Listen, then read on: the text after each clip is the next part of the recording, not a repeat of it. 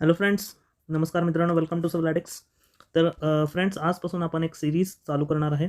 खूप इम्पॉर्टंट जे आपल्या सिव्हिल इंजिनिअरिंगचे बेसिक्स, एकदम बेसिक्स जे पॉईंट्स आहेत, जे माहीत पाहिजे कॉम्पिटिटिव्ह एक्झामसाठी, किंवा जे महत्त्वाचे मी म्हणतो ना, इम्पॉर्टंट पॉईंट्स किंवा जे फायनल जे रिव्हिजन करायला पाहिजे, तुम्ही नोट्स रिव्हिजन करायला पाहिजे, ते नोट्स तुम्हाला मी ह्या व्हिडिओज थ्रू देणार आहे डायरेक्टली. आणि जेवढे गरजेचे आहेत, कारण कसं सिव्हिल इंजिनिअरिंग खूप वास्ट आहे ॲक्च्युअलमध्ये. Civil engineering is very very vast.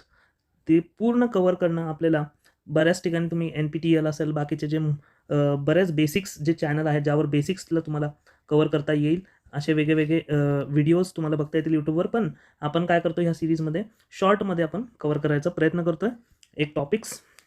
तर आपण फर्स्ट टॉपिक, आपण वेगळे सब्जेक्ट्स आपण कव्हर करणार आहे. FM, परत soil, fluid mechanics, soil mechanics, परत अजून सॉलिड मेकॅनिक्स, सॉम म्हणतो आपण त्याला. त्यानंतर एसे, परत RCC, आणि असेच व्हरायटी, हायवे इंजिनिअरिंग. तर हे जे सगळे सब्जेक्ट्स आहेत, आपण top 7-8 subject, water resource, irrigation, hydrology, हे सगळे आपण कव्हर करायचा प्रयत्न करणार आहे. तर बघूया फर्स्ट. आता बघा, आपण या वेळेस आपण चालू करूया कुठल्या टॉपिकपासून. Highway materials. फर्स्ट आपण टॉपिक घेतला हायवे इंजिनिअरिंग जो सब्जेक्ट आहे त्यामधला, आणि त्यामध्ये पण आपण काय करतोय, त्यामध्ये पण आपण हायवे मटेरियलपासून सुरुवात करणार आहे. So let start friends. ह्यामध्ये तुम्हाला डेफिनेटली चांगले बेसिक्स कव्हर करता येतील. तर let start with highway material. एकच पेजमध्ये आपण कव्हर करायचा प्रयत्न करणार आहे पूर्ण टॉपिक. हायवे मटेरियलमध्ये सगळ्यात महत्त्वाचे पॉईंट्स म्हणजे कुठले आहेत, तर फर्स्ट आहे ॲग्रिगेट टेस्ट चार्ट. मी कधी पण चार्ट्स वापरतो, कारण ते लक्षात राहतात पॉईंट्स चार्ट्समध्ये. जर तुम्ही केले तर चार्ट टेक्निक असते, त्यामध्ये आपण काय करतो, सगळे पॉईंट्स जे महत्त्वाचे ते चार्टमध्ये फॉर्म केलेले आहेत माझ्याकडं. असे नोट्स पण आहेत प्रिंटेड. जर तुम्हाला ह्याचे PDF पाहिलं असतील किंवा नोट्स पण पाहिलं असेल, तर ते पेड नोट्स आहेत. त्यामुळे तुम्हाला जर फ्रीमध्ये काही कंटेंट पाहिलं असेल, तर ते व्हिडिओ थ्रूच तुम्हाला भेटणार आहे फ्री. ते तुम्ही नोट डाऊन करा. आणि जर तुम्हाला PDF पाहिलं असेल, तर ते पर सब्जेक्ट एक त्याची स्पेसिफिक प्राईस आपण ठेवणार आहे, कारण ते त्याला मेहनत लागली आहे, त्याला टायपिंगचा खर्च आहे, प्रिंटिंगचा खर्च आहे friends. So it's a paid material. त्यानंतर ॲग्रिगेट टेस्ट चार्ट बघा. फर्स्ट चार्ट आपण बघूया. ॲग्रिगेट टेस्टसाठी वेगळे ॲग्रिगेट टेस्ट आपण बघतो आपण हायवे मटेरियल्समध्ये. फर्स्ट आहे ॲब्रेजन टेस्ट. त्याचे पॉईंट्स कुठले महत्त्वाचे आहेत, तुम्हाला जे लक्षात ठेवायचे आहेत ॲब्रेजन टेस्टमध्ये, ते बघूया. नंतर आहे क्रशिंग. त्यानंतर आहे इम्पॅक्ट, मग साऊंडनेस, फ्लॅकीनेस अँड इलॉंगेशन इंडेक्स. त्यानंतर हे वॉटर ॲब्सॉर्प्शन. तर असे व्हरायटी ऑफ टेस्ट आपण बघितलेत. त्याची सुटेबिलिटी आपल्याला खूप महत्त्वाची एक्झाम्समध्ये विचारतात, की कुठली टेस्ट कुठं सुटेबल आहे. ॲब्रेजनची टेस्ट आहे ती आपण फाइंड करतो, त्याने हार्डनेस ऑफ ॲग्रिगेट. ह्यासाठी आपल्याला काय लागतं, ॲब्रेजन टेस्ट. आणि त्यामध्ये पण कुठल्या टाईप्सचे ॲब्रेजन टेस्ट आहेत, डेव्हिल मशीन आहे, डॉरी आहे, लॉस एंग्लिश आहे. तर असे 3 टाईपचे जे इक्विपमेंट्स आहेत, आपण त्याने काय करतो, ॲब्रेजन दॅट इज हार्डनेस फाइंड करायसाठी आपण वापरतो. आणि ह्यामध्ये अजून एक पॉईंट मुद्दा महत्त्वाचा आहे. ह्यामध्ये जे ड्रम असतो, त्यामध्ये आपण काय करतो, एक छोटा स्टील बॉल वापरतो जो रोटेट होतो ड्रम, आणि आपल्याला काय करतं, त्यात ॲब्रेजन किती झालं ते कळून जातं ॲग्रिगेटचं. तर त्याचा जे स्पीड ऑफ रेव्होल्यूशन आहे, तो ड्रम फिरत असतो, रोटेट होत असतो, तर त्याचं जे स्पीड आहे तो कसा वाढेल, जेव्हा जर तुमचं ॲब्रेजन वाढलं तर डेफिनेटली स्पीड पण वाढेल, किंवा स्पीड वाढलं तर ॲब्रेजन वाढेल. त्यामुळे speed is directly proportional to abrasion, हे तुम्हाला त्यातनं कळलं. आणि हेच एक्झाम्सला विचारतात. ESEमध्ये ह्याच्यावर क्वेश्चन बनलेला आहे, की स्पीड जर वाढला रेव्होल्यूशनचा, तर ॲब्रेजन व्हॅल्यू काय होती, ॲब्रेजन व्हॅल्यू इन्क्रीज होती. तर सिम्पल. त्यानंतर क्रशिंगमध्ये बघा, क्रशिंग आपण फाइंड करायला वापरतो स्ट्रेंथ किंवा क्रॅकिंग. आणि जनरली वेरिंग कोर्समध्ये जी क्रशिंग व्हॅल्यू असते ती लेस दॅन 45% असते. इम्पॅक्ट म्हणलं तर तुम्ही बघा, टफनेस टेस्ट आपण करतो इम्पॅक्टसाठी. ह्याची हॅमर साईज जर विचारायला गेलं तर 38 सेंटीमीटर आहे. वेट ऑफ हॅमर 14 किलोचा असतो. इम्पॅक्ट टेस्टमध्ये ब्लोज किती वापरतो इम्पॅक्ट टेस्टला, 15. जनरली तुम्हाला सवय लागली की ब्लोज म्हणलं की 25 आन्सर द्यायचं, पण रॉंग आहे. हायवे मटेरियल जेव्हा तुम्ही येता हायवे मटेरियल्समध्ये, त्या थ्रू ॲग्रिगेटमध्ये आपण ही व्हॅल्यू घेतो 15. So very important. एनर्जी जर बघायला गेली तर एनर्जी खूपदा विचारलेलं आहे ह्याच्यावर क्वेश्चन. ह्याच्यामध्ये एनर्जीचं जे व्हॅल्यू आहे ती 7980 kg सेंटीमीटर. ही एनर्जी तुम्हाला भेटेल जर तुम्ही मल्टिप्लिकेशन केलं तर. तर हे खूप सिम्पल आहे, हा फॅक्च्युअल डाटा आहे, हा तुम्हाला जसा तसा लक्षात ठेवायचा. साऊंडनेस कशासाठी करतो आपण, वेदरिंग रेजिस्टन्स आणि ड्युरॅबिलिटी किती आहे तुमच्या ॲग्रिगेटची, ती साऊंडनेस टेस्ट थ्रू तुम्हाला कळून जाते. फ्लॅकीनेस आणि इलॉंगेशन हे शेपसाठीचे जे टेस्ट असतात की शेप कसं फाइंड करायचं ॲग्रिगेटचं, फ्लॅकी आहे का इलॉंगेटेड आहे, तर ते आपण डिसाईड करतो फ्लॅकीनेस आणि इलॉंगेशन इंडेक्स. जनरली फ्लॅकीनेस इंडेक्स म्हणतात की लेस दॅन 35% असतो. इलॉंगेशन इंडेक्स 15 to 45% असतो. 15 to 45%. फ्लॅकीनेस इंडेक्स किती असतो?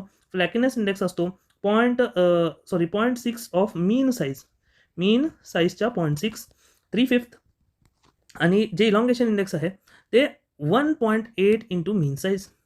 1.8 इंटू मीन साईज म्हणजे मीन साईज म्हणजे काय? सपोज दोन टाईपचे ॲग्रीगेट दिले एक्स आणि वाय, तर तुम्हाला मीन साईज म्हणजे एक्स प्लस वाय बाय 2 घ्यायची आहे. बस सिम्पल आहे. एक्स प्लस वाय बाय 2ची जी टर्म आहे, जर त्या टर्मला जर तुम्ही 0.6नी मल्टिप्लाय केलं किंवा 60% ऑफ द ॲव्हरेज जर घेतलं, तर तुम्हाला काय भेटेल? तुम्हाला भेटेल फ्लॅकीनेस इंडेक्स. आणि जर तुम्ही त्याच्यात 3 टाइम्स केलं, फ्लॅकीनेसच्या किती आहे? फ्लॅकीनेस इंडेक्सच्या समजा 3 टाइम्स जर तुम्ही त्याला मल्टिप्लाय केलं तर इलॉंगेशन इंडेक्स भेटून जाईल. That is 1.8. So water absorption विचारलं तर लक्षात ठेवा 0.6% ऑफ द मॅक्झिमम लिमिट आपण फाइंड करतो वॉटर ॲब्झॉर्प्शनसाठी. तर हा होता फर्स्ट चार्ट ॲग्रिगेट व्हॅल्यूचा. सिम्पल होतं. आता नेक्स्ट चार्ट बघूया बिटुमिनसाठी. बिटुमिनचे जे जनरली काय विचारतात, कुठली टेस्ट आहे, त्यासाठी ॲपरेटस कुठलं आहे आणि टेम्परेचर जनरली विचारलं जातात. फॅक्च्युअल डाटा विचारतात PWD सारख्या एक्झाम्सला किंवा बेसिक WRD किंवा MPSC सारख्या एक्झामला.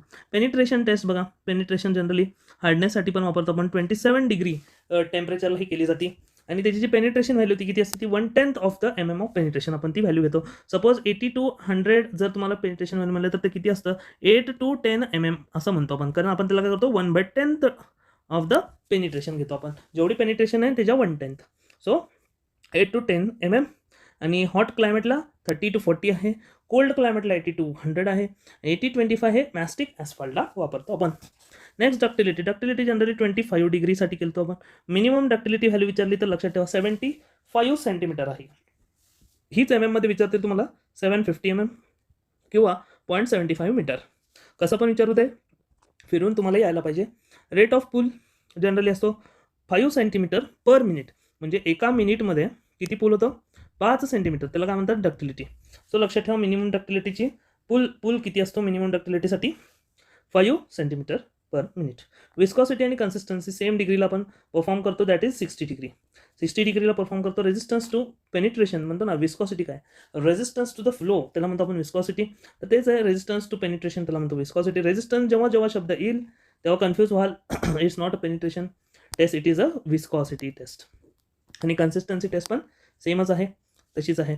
सो सॉफ्टनिंग पॉईंटला विचारलं गेलं तर 35 to 50 डिग्रीपर्यंत रेंज आहे.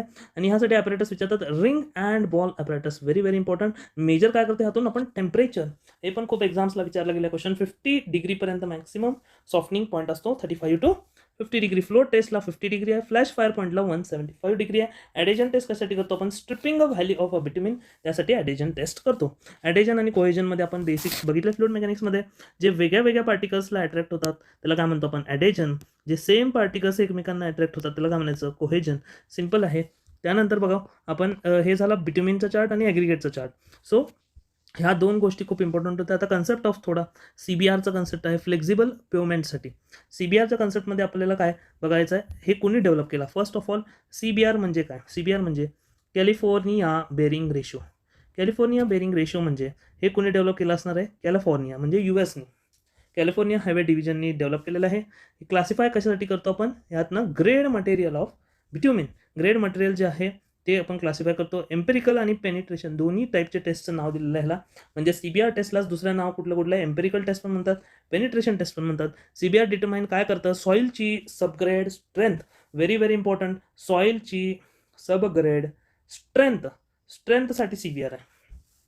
CBR व्हॅल्यू किती असते? Load carried by specimen divide by load carried by standard specimen. म्हणजे सपोज स्पेसिमेननी लोड जर P घेतला तर डिवाइड बाय PS असा स्टँडर्ड लोड. मग स्टँडर्ड लोड आपण दोन व्हॅल्यूला फाइंड करतो. एक आहे 5 mm ची व्हॅल्यू आणि एक 2.5 mm साठी. 5 mm साठी आणि 2.5 mm साठी ही तुम्ही दिलेल्या आहेत CBR व्हॅल्यूज. 2.5 mm ला 1370 kg असतो स्टँडर्ड व्हॅल्यू आणि 5 mm साठी 2055 kg. तर बघा जनरली काय असतं आपण 2.5 mm ची जी व्हॅल्यू असते CBR ची ती ग्रेटर असते 5 mm च्या. ऑलवेज ग्रेटर असली पाहिजे. बट होतं काय, कधी कधी 5 mm ची व्हॅल्यू 2.5 पेक्षा जास्त येते. मग अशा वेळेस आपण काय करायचं, टेस्ट रिपीट करायचं. टेस्ट रिपीट करून काय काय काय होईल, मग नेक्स्ट सपोज टेस्ट रिपीट केल्यावर समजा 2.5 mm ची व्हॅल्यू जर जास्त आली, greater than 5, then it's okay, it's normal condition. पण समजा टेस्ट रिपीट करून सुद्धा 5 mm चीच व्हॅल्यू जास्त येत आहे आणि जर तुम्ही खूप ट्राय केलं तरी पण 5 mm चीच जास्त येत आहे, तरी मग ती व्हॅल्यू जी आहे तुमची ती मॅक्सिमम व्हॅल्यू, म्हणून तुम्ही तीच व्हॅल्यू वापरायची. ठीक आहे. तर हे होतं सिम्पल बेसिक्स की काय केलं पाहिजे. फॅक्च्युअल डाटामध्ये बघा विचारलं काय जाऊ शकतं, एरिया ऑफ पिस्टन किती असतो 19.72, rate of penetration 1.25 mm per minute, CBR 2.5 generally मी म्हणलं 5 mm पेक्षा ग्रेटर असतो. 2.5 ची व्हॅल्यू असते 1370, 5 mm ची असते 2055, किंवा जर तुम्हाला प्रेशरमध्ये विचारलं गेलं तर 70 kg/cm², म्हणजे कुठलं 2.5 ला 70 आहे प्रेशर आणि ह्याला किती 105. हे लक्षात ठेवा. इथं 205 असतात 3च्या आकडे, फक्त इथं 2च्या ऐवजी 1 करा लक्षात ठेवायसाठी. आणि हे जर 1370 आहे तर 13 काढून टाका, 70 ठेवा. म्हणजे याच्यामध्ये काय करायचं, तुम्हाला लास्टचे 2 आकडे घ्यायचे आणि CBR 5 mm मध्ये तुम्हाला काय करायचं, पहिले 3 आकडे घ्यायचे. सो सिम्पल ट्रिकने तुम्ही लक्षात ठेवू शकता 70 आणि 105. त्यानंतर CBRच्या व्हॅल्यूजनुसार आपण त्याला रेटिंग्स देतो. 2 to 5% असेल तर व्हेरी पुअर, 5 to 8% ला पुअर, 8 to 20 ला फेअर, 20 to 30 ला एक्सलेंट, 30 to 60 ला गुड आणि गुड बेस आणि 80 to 100 ला बेस्ट. सो हा चार्ट आहे सिम्पल CBRसाठीचा. त्यानंतर एक बेसिक्स मी काही पॉईंट्स दिले आहेत की बिट्युमिन आणि इमल्जनमध्ये फरक आहे. बिट्युमिन म्हणजे फ्रॅक्शनल डिस्टिलेशन ऑफ क्रूड ऑइलपासून आपण म्हणतो. इमल्जन म्हणलं जनरली हा सस्पेन्शन असतो, सॉल्युबल असतो, म्हणजे सॉल्युबल एक सस्पेन्शन एक लिक्विड असतं, त्यामध्ये आपण पॅच वर्कला किंवा रिपेअर्समध्ये वापरतो, त्याला इमल्जन म्हणतो आपण. त्यानंतर Marshall properties, Marshall values, Marshall stability test, ह्यावर पण क्वेश्चन म्हणतात जनरली एक्झाममध्ये. मार्शलचे काही डिझाईन पॅरामीटर्स आहेत बघा. ड्युरिंग रेन वर्क, रेनी सीझनमध्ये आपण काय होतं, कधी कधी खड्डे पडतात, आपल्याला पॅच वर्क करावं लागतं. बिट्युमिनस जर आपण जे सोल्युशन वापरतो त्याला इमल्जन म्हणतो.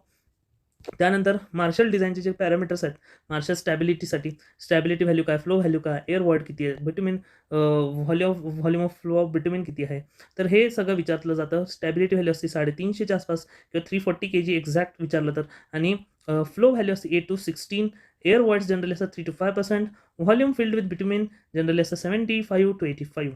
कटबॅक इज अ वॉलेटाईल डायल्युएंट्स आणि specific gravity of bitumen generally 1.97 to 1.02, generally near by वॉटरच्या आसपास. वॉटरची जनरली किती असते 1, बघा बिट्युमिनची जवळपास तीच आहे. आणि टारची थोडी पाण्यापेक्षा जड असतो टार, 1.1 to 1.25.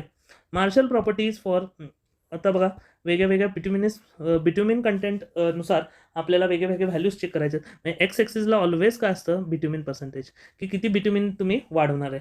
बिट्युमिन वाढवल्यावर काय होणार आहे एक्झॅक्ट त्या व्हॅल्यूचा, ते आपल्याला बघायचं आहे. पहिला स्टॅबिलिटीमध्ये बघूया काय फरक पडतो स्टॅबिलिटी ऑफ मटेरियलसाठी जेव्हा बिट्युमिन तुम्ही ॲड करता. बघा स्टॅबिलिटी, बघा बिट्युमिन म्हणजे काय, बाइंडिंग मटेरियल आहे फ्रेंड्स. बाइंडिंग म्हणजे एका पॉईंटला ते होल्ड करायसाठी मदत करतं. सपोज तुम्ही ॲग्रिगेट वापरले तुमच्या रोड कन्स्ट्रक्शनला, त्यामध्ये तुम्ही बिट्युमिन टाकलं तर ते काय होईल, एक चिटकून राहतील एकमेकांना, एक बॉन्डिंग देतील. तर एका पॉईंटपर्यंत काय होणार आहे, व्हॅल्यू इन्क्रीज होणार आहे, स्ट्रेंथ वाढणार आहे तुमची.